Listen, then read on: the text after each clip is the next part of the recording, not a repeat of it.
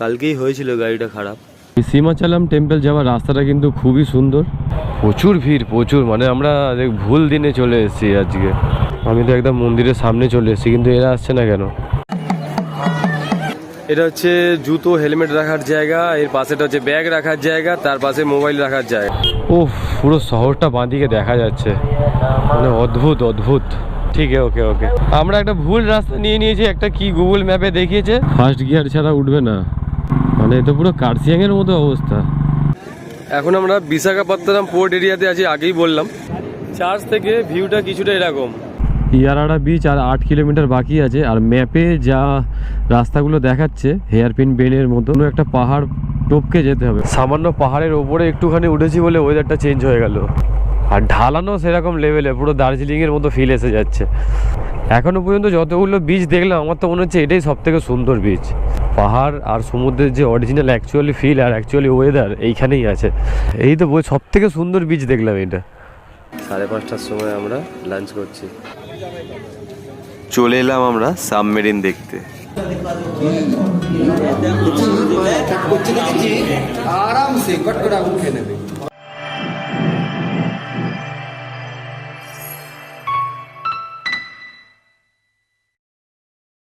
কালকেই হয়েছিল গাড়িটা খারাপ, লক সেটটা একটা বোল্ট খুলে পড়ে গেছিলো এখান থেকে। এই যে পুরো র্যাচেট সেটটা না থাকলে বিপদ হয়ে যেত খুব আজকে। ওই জন্য তোমরাও মেন্টালি প্রিপেয়ার হয়ে আসো যে এরকম কোনো প্রবলেম হতে পারে। একটা বোল্ট খুলে পড়ে গেছিলো, তো এখানে শহর বলে কোনো প্রবলেম হয়নি, দোকান খোলা ছিল, হিরোর মেটেরিয়াল পেয়ে গেছি একটা বোল্ট। তবে যন্ত্রপাতি নিজেদেরকেই রাখতে হবে, নাহলে গ্যারেজে গাদা গাদা পয়সা দিতে হবে। হোটেল রাজধানী, এটাই হচ্ছে আমাদের হোটেল।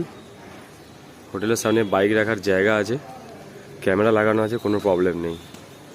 আর আমাদের গাড়ির কাজ অলমোস্ট ডান হয়ে গেছে। এবারে আমরা বেরিয়ে যাব। 9:30 বাজে, মোটামুটি 10টা বাজবে বেরাতে আজকে।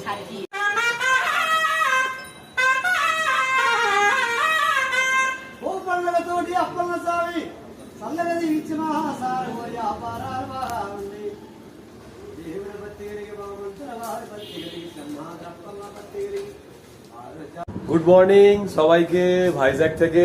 আজকে দ্বিতীয় দিন আমাদের ভাইজ্যাগে। তো আজকে যাব একটা অন্য দিকে, সীমাচলম। দেখি আমার কাছে পুরো লিস্ট করা আছে, আর লিস্ট দেখে দেখে আমি বলে দিচ্ছি। আজকে যাব সীমাচলম টেম্পল, আর রোজ হিল চার্চ, ডলফিন নোজ, আর ইয়ারাডা বিচ, তারপরে মিউজিয়াম দুটো। মানে কালকে তো একটা এয়ারক্রাফট মিউজিয়াম আমি আগের দিনে অ্যাড করে দিয়েছি, তো আজকে দেখে নেবো হচ্ছে সাবমেরিনটা। তো চলুন নিচে যাই, আর নিচে গিয়ে বাকি কথা হচ্ছে গাড়ি চালাতে চালাতে সব কথা বলবো। হোটেল থেকে বেরিয়ে যাই, আমাদের আজকে দেরি হয়ে গেল গাড়িটা সারানোর জন্য। সর্দি করে গেছে, এখানে এত পরিমাণে গরম না, মানে আমাদের ওখানে এত ঠান্ডা আর এখানে গরম, মানে রীতিমতো এই যে পাখা চলছে, মানে টিকতে পারছি না এত গরম। আমি গিয়ার অয়েল এনেছিলাম, গিয়ার অয়েলটা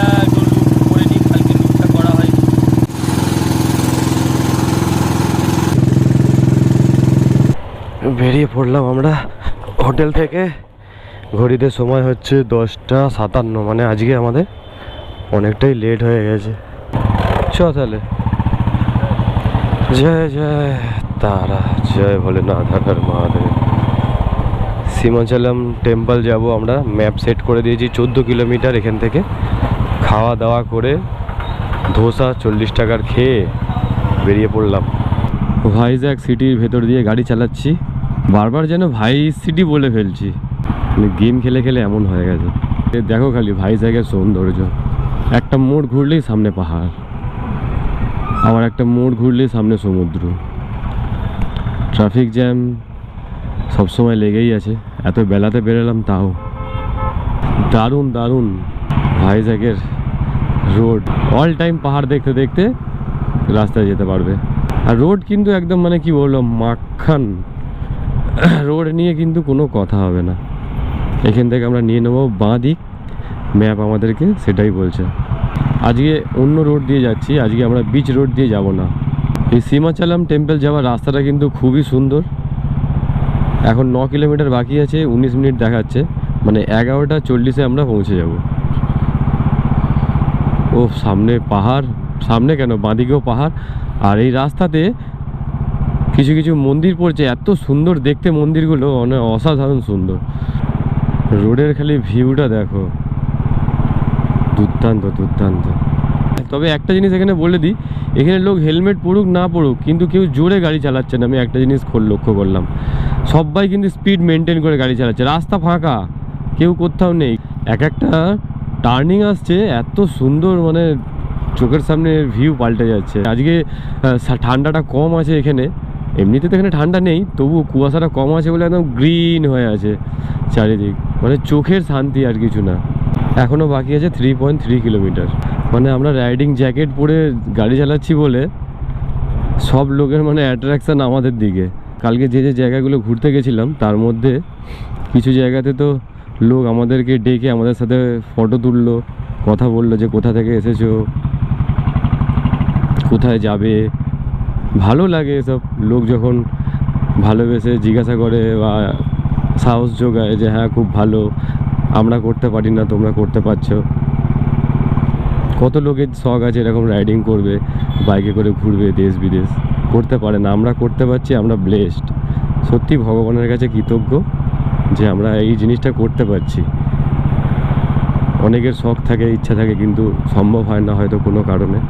কত বাচ্চারা আমাদের সাথে ফটো তুললো কালকে। সীমাচলম রোডেতেই আছি আমরা, কাছাকাছি এসে গেছি। 1.3 কিলোমিটার, মানে মন্দির আশেপাশেই আছে, ওই জন্য ট্রাফিক জ্যাম শুরু হয়ে গেছে। তাহলে এই হচ্ছে সীমাচলম টেম্পলের 1 নাম্বার গেট। এটা আমরা এখান থেকে নিয়ে নেব ডান দিকে। বাইকের তো মনে হচ্ছে টোল কি লাগছে, মনে হচ্ছে বাইকের টোল লাগবে না, শুধু 4 চাকারই টোল লাগছে। খুব ভালো কথা। আচ্ছা, জ্যামটা এই কারণে হচ্ছে, হিলের একদম হিল টপে আছে মন্দিরটা, আমাদেরকে তাহলে আবার হিলেতে উঠতে হবে, চড়াই করতে হবে। এটাই আমরা চেয়েছিলাম। যতক্ষণ না চড়াই করছি ততক্ষণ মনে শান্তি নেই। আর নাহলে সিঁড়ি ভেঙেও ওঠা যায়, সিঁড়ি ভেঙে ভেঙে উঠছে এখান থেকে।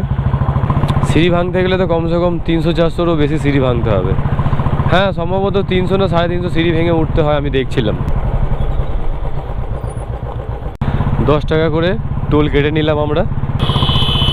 ও, যখনই পাহাড়ে উঠি না তখনই মানে মনটা কিরকম একটা এনার্জি চলে আসে শরীরে। আঁকা বাঁকা রাস্তায় যখন গাড়ি চালাই, হিলে, হাইওয়েতে চালালে যেন একটা বোরিং ফিল হয়। গলা বসে গেছে, এর জন্য আমি খুবই দুঃখিত। ওহ, যা ভিউ এখান থেকে, যা নাজারা আছে না, উপর থেকে দেখাবো তোমাদেরকে।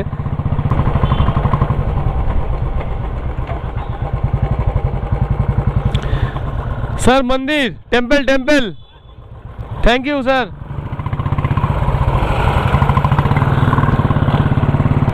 সামান্য কটা কিলোমিটার উঠলাম, 3-4 কিলোমিটার হবে না হয়তো। ওয়েদারটা চেঞ্জ হয়ে গেল, ঠান্ডা লাগছে, মন ভরে গেল সত্যি। ডান দিকে যা ভিউ দেখতে পাচ্ছি না, মন ভরে গেল। অসাধারণ অসাধারণ অসাম। ও, এক একটা মোড় ঘুরছি আর এক একটা সুন্দর দৃশ্য দেখতে পাচ্ছি। প্রচুর ভিড়, প্রচুর, মানে আমরা ভুল দিনে চলে এসেছি আজকে।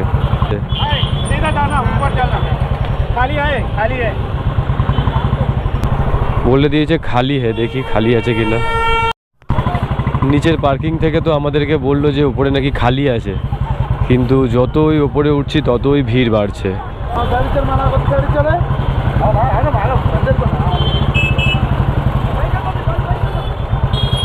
अंदर अंदर है বলছে তো ভেতরে ঢুকে যেতে, কি ভাষা তো বুঝতে পারছি না, কিন্তু ইশারাতে বুঝতে পারছি যে ভেতরে যেতে বলছে।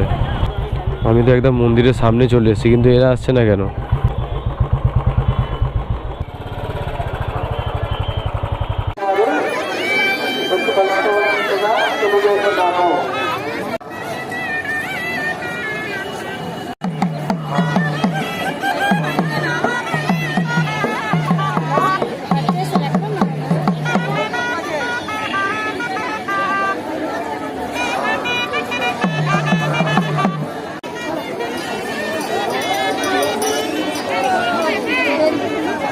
భక్తులు చూసినట్టు శివరాం ప్రసాద్ ఎక్కడ ఉన్న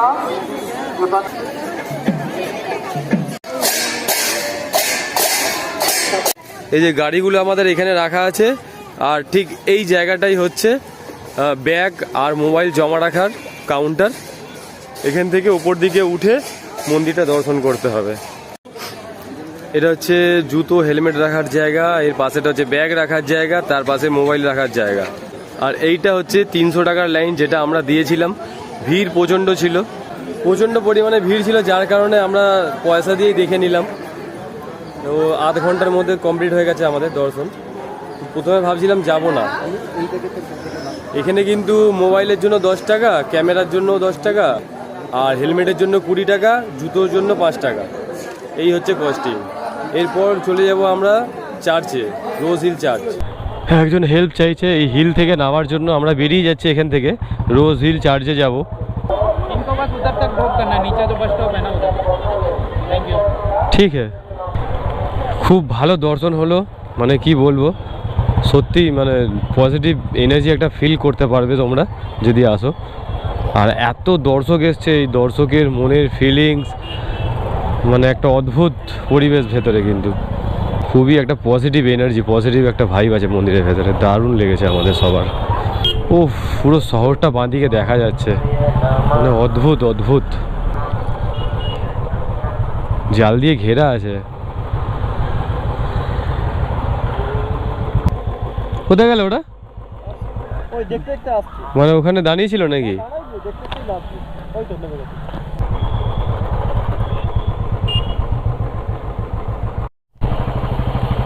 এক্সিট করে গেলাম আমরা। পুরো সিটির ভেতর দিয়ে যাচ্ছি, বিভৎস গরম লাগছে, মানে গরমকালে যেমন গরম লাগে ঠিক তেমনই গরম লাগছে। তবুও তো সীমাচলম মন্দিরের ওপরে পাহাড়ের আড়ালগুলোতে বেশ ঠান্ডা, পুরো এসির মতন ছিল। আস মানে মন্দির থেকে নামবার টাইমে গা পুরো ঠান্ডা হয়ে গেল, ঘাম ফাম সব শুকিয়ে গেল, কিন্তু রোডে এসে আরও গরম লাগছে। তো শীতকালে যদি এরকম হয়, তাহলে বর্ষাকাল কিংবা গরমকালে কীরকম টেম্পারেচার এখানে থাকতে পারে তোমরা বুঝতে পারবে। সীমাচলম টেম্পল থেকে রোজ হিল চার্চ যাওয়ার রাস্তাটা কিন্তু পুরোটাই সিটির ভেতর দিয়ে। রোডটা দেখো কত সুন্দর বানিয়েছে, মিডিলে আপ ডাউন রাস্তা আছে, আর বাঁ দিকেও কিন্তু একটা সার্ভিস রোড আছে, ডান দিকেও সার্ভিস রোড আছে। মানে কারোর যদি লম্বা যাওয়ার থাকে পুরো সোজা, ডান দিক বাঁ দিক না করার থাকে, সে মিডিলের রোডটা দিয়ে যাবে আসবে। আর যারা বাজার দোকান লোকাল মানে লোকেরা, তারা কিন্তু ওই বাঁ দিকের রাস্তাটা দিয়ে যাবে। খুব ভালো সিস্টেম। আর বাকি আছে 5 কিলোমিটার, 11 মিনিটের মধ্যে পৌঁছে যাব, মানে 2:20 আমরা পৌঁছে যাব চার্চ। বাঁ দিকে বিশাখাপত্তনম রেলওয়ে স্টেশন, বেশ সুন্দর করে লেখা আছে, গেট বড় বড় করে। জায়গাটা কত সুন্দর বানিয়েছে, মানে কোনো ভুলভাল হওয়ার চান্স নেই ট্রাফিকের।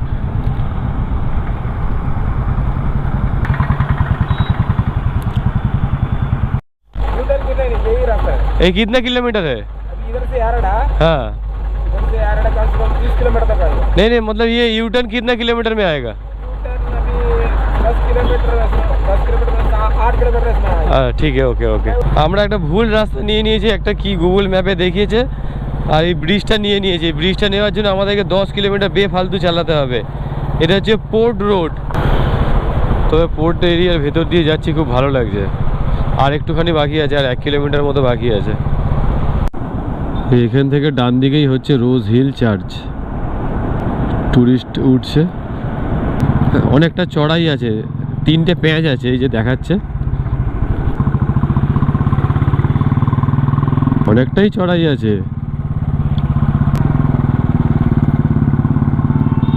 ফার্স্ট গিয়ার ছাড়া উঠবে না, মানে এ তো পুরো কার্সিয়াংয়ের মতো অবস্থা।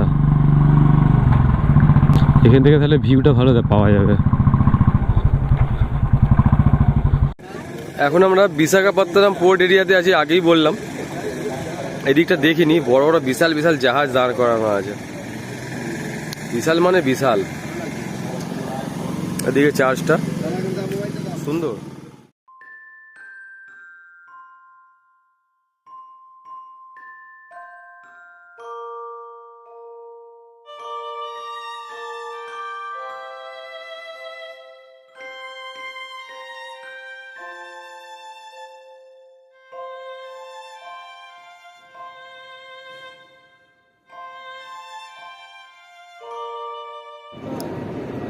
চার্চ থেকে ভিউটা কিছুটা এরকম,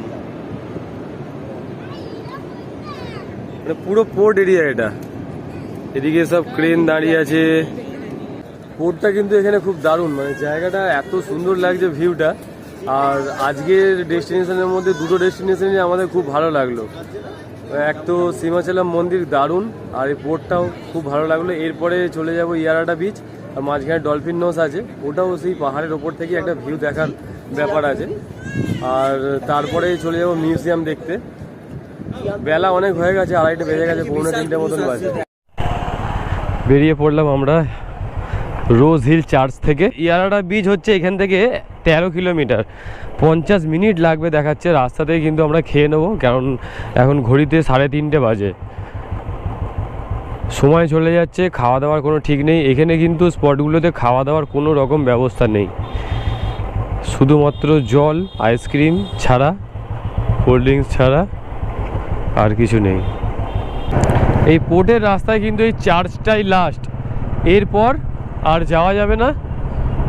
আমাদেরকে আবার রিটার্ন এদিক থেকেই যেতে হবে, কিন্তু 26 কিলোমিটার দেখাচ্ছে।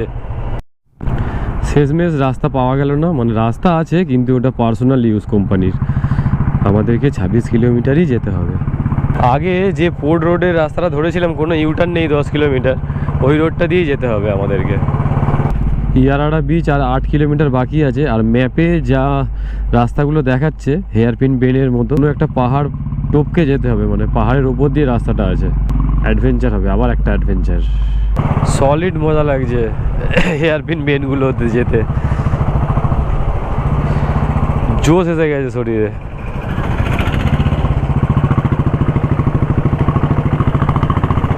এখানে দারুণ ভিউ পয়েন্ট আছে, সব লোক দাঁড়িয়ে ফটো তুলছে।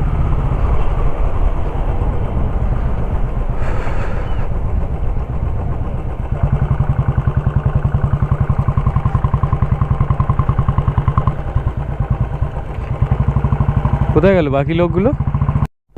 সামান্য পাহাড়ের ওপরে একটুখানি উঠেছি বলে ওয়েদারটা চেঞ্জ হয়ে গেল। এখানে কিন্তু ওয়েদার গরম নেই, একদমই গরম নেই, ঠান্ডা।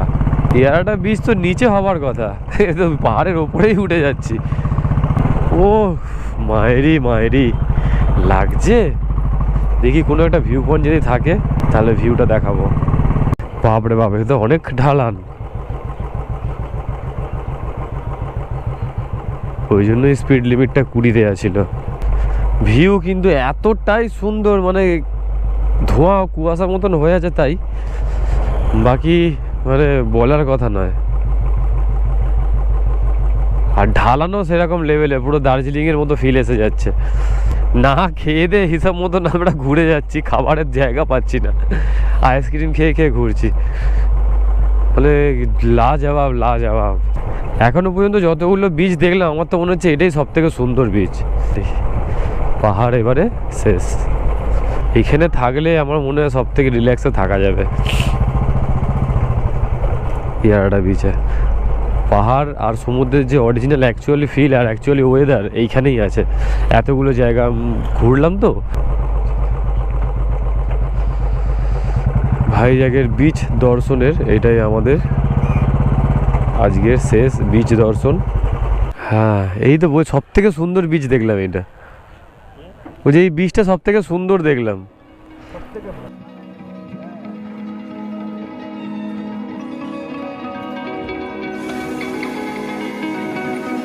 কিন্তু মানে কি বলবো, এত সুন্দর পরিষ্কার আর কালার একদম সবুজ।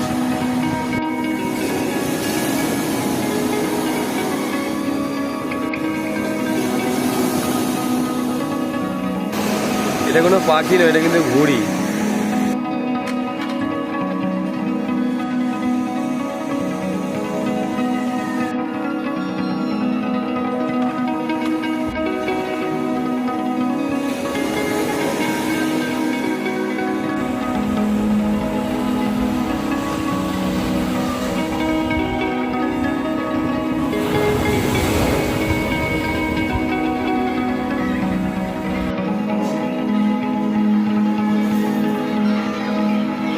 আমরা এখন বসে আছি একটা ইয়ারাডা বিচের বারে না বারকাম রেস্টুরেন্টে।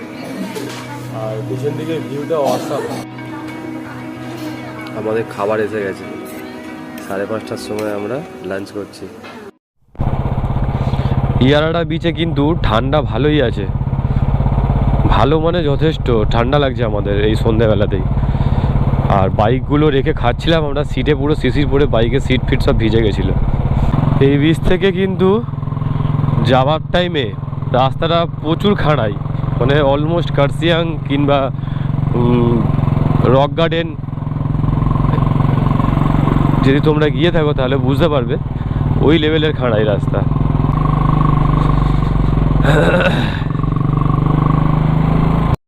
রাত্রিবেলা শহরটা পুরো জ্বলছে চিকমিক চিকমিক করে। চলে এলাম আমরা RK বিচে। এখন ঘড়িতে সময় হচ্ছে 7:03। সাবমেরিনটা দেখতে পাবো কিনা বুঝতে পারছি না। এয়ারক্রাফটটা দেখে আমাদের মন খুশ হয়ে গেছিলো কালকে। চলে এলাম আমরা সাবমেরিন দেখতে।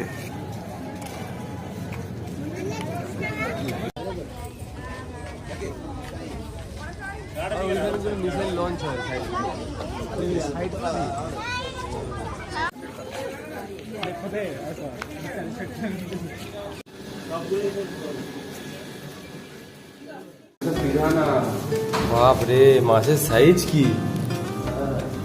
আমার হাতটা দেখলে বোঝা যাবে যে কত বড়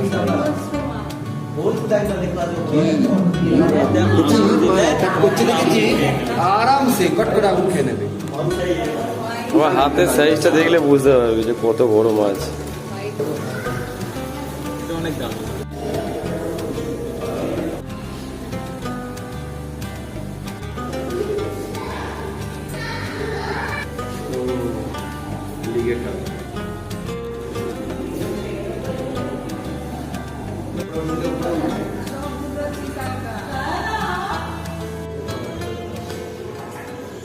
তাহলে আজকে সাবমেরিন মিউজিয়াম যেটা বাকি ছিল ওইটা আর অ্যাকোরিয়াম দুটোই দেখা হয়ে গেল।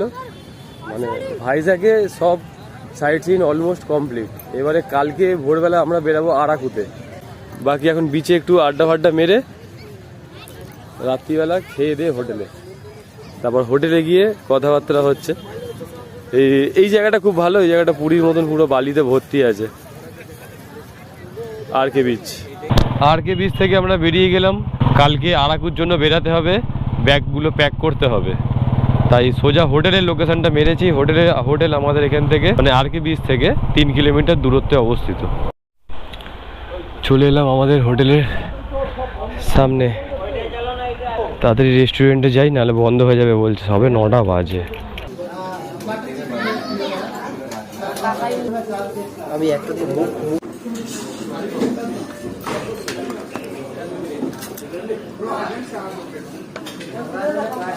আজকের যে সমস্ত জায়গাগুলো আমরা ভিজিট করলাম ডে 2 এর, ওগুলো কিন্তু অটো করেও করা যায়, 1500 থেকে 1600 টাকা নেয়। আর যদি 4 চাকাতে করো তাহলে ওই 2600 টাকা, 2500-2600 টাকা নেবে। আর যারা এখানে এসে স্কুটি ভাড়া করতে চাও তাহলে 500 টাকা পার ডে ভাড়া নেয় স্কুটিতে। স্কুটি ভাড়া করেও কিন্তু ঘুরতে পারো। কালকে আমরা বেরিয়ে যাব এখান থেকে আরাকু। আরাকুতে সমস্ত 4খানা স্পট আছে যেগুলো ম্যাক্সিমাম লোকই ভিজিট করে, তো ওইগুলো আমরা দেখে নেবো। দেখার পর আরাকুতে একদিন নাইট স্টে করে তারপর ওখান থেকে চলে যাবো পুরীতে। তো নেক্সট ব্লগে কিন্তু এগুলো থাকবে সবই, আরাকুতে কোন কোন জায়গায় তোমরা ঘুরবে সব কিন্তু দেখতে পাবে। তাহলে ব্লগ আমি এখানে এন্ড করছি। সবাই ভালো থেকো, সুস্থ থেকো, আর কেমন লাগলো কিন্তু অবশ্যই জানাবে।